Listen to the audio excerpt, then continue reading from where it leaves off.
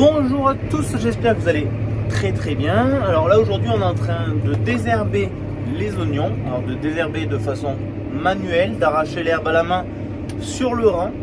Donc ça, on n'a pas d'autre solution aujourd'hui que de le faire à la main. Donc pour ça j'emploie beaucoup de monde et ça me coûte très cher. Là vous voyez la partie à droite qui a été désherbée et la partie à gauche qui n'est pas encore désherbée. Là aujourd'hui donc j'ai 11 personnes.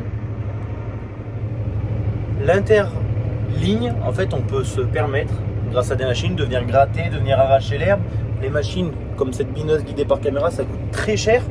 Mais de toute façon, on n'aurait pas assez de main d'œuvre pour arracher l'herbe à la main. Donc, la main d'œuvre qu'on arrive à avoir, c'est assez compliqué, mais on arrive à avoir un petit peu de main d'œuvre. Donc, on la consacre à travailler sur le rang à la main. Ça me coûte très cher parce que là, la parcelle, elle fait un demi-hectare, 5000 m².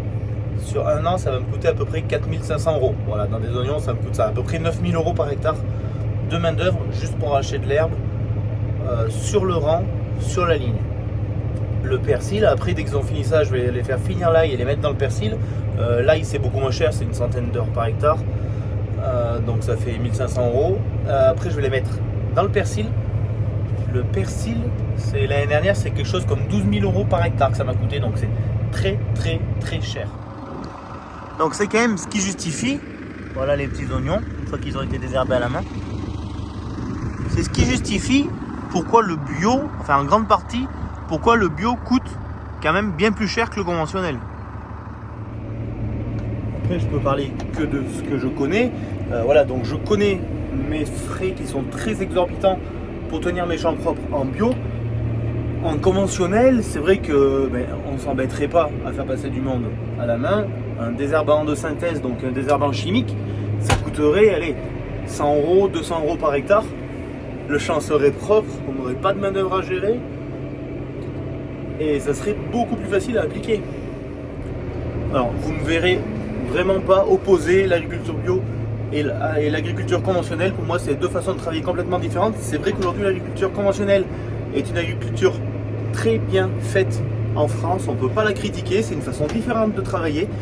Déjà, on va travailler avec des variétés qui ont un potentiel de rendement plus élevé, mais qui sont un peu plus fragiles. Moi, je vais choisir par défaut des variétés avec des résistances ou des tolérances à certaines maladies, mais par contre, qui ont un potentiel de rendement moins élevé.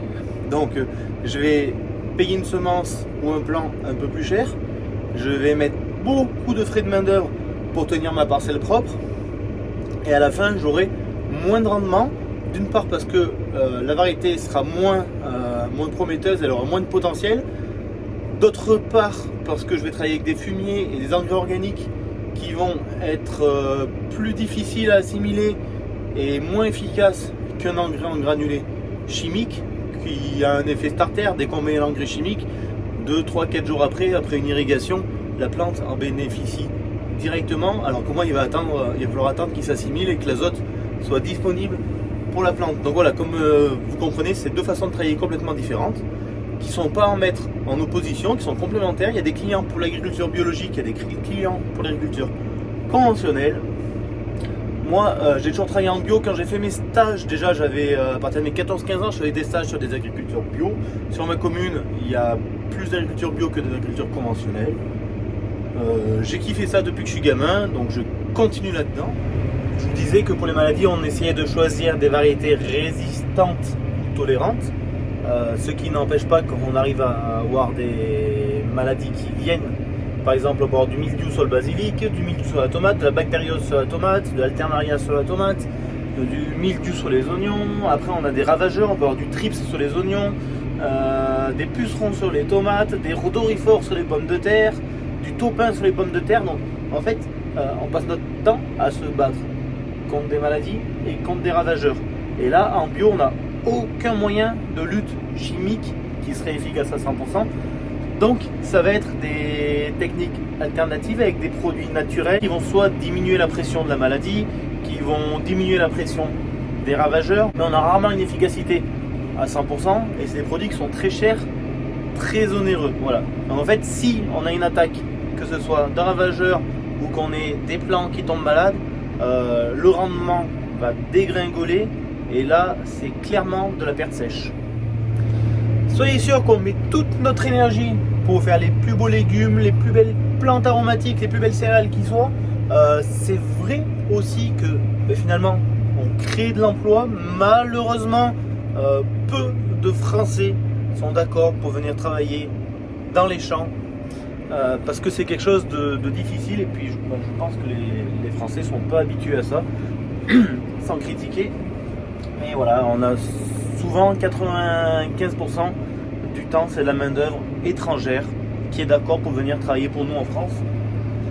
Je crois que quand on connaîtra la misère, peut-être que ça changera. Enfin bref, je suis pas là pour débattre là-dessus. Bon, sur ce, je vais vous laisser. J'espère que du coup, vous aurez compris pourquoi il y a cet écart de prix bio et conventionnel. C'est pas que du marketing, hein. Ne croyez pas ça. Malgré qu'il est vrai que certains metteurs en marché surfent sur la vague et gagnent plus d'argent que le producteur, malheureusement, mais ça sera toujours, on ne peut pas y échapper. C'est pour ça que cette année, on va se mettre à faire un petit peu plus de vente en direct, de vente à la ferme pour vous les consommateurs. Sur ce, à très bientôt dans une prochaine vidéo. Ciao ciao!